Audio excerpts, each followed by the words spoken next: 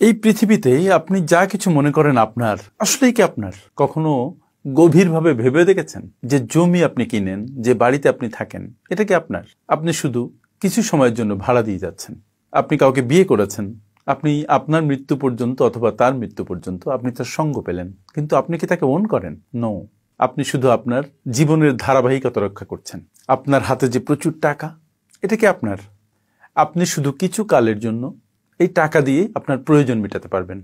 এই খাবার কিন্তু আপনি আবার বের করে দিচ্ছেন। আপনার পুরা শরীর, এটাও কিন্তু আপনার নয়। এটা একসময় মাটিতে বিলীন হয়ে যাবে। আপনার যে জীবন, যেটাকে আপনি সুন্দর করে যাপন করছেন, এটাও সময় হলে আপনাকে ফেরত দিয়ে দিতে হবে। জীবন আপনার নয়। আপনি পৃথিবীতে কোনো কিছুই ওন করেন না। তাই আমার করে ক্লান্ত হবার চেয়েতে তাহলে ভয় কিসের?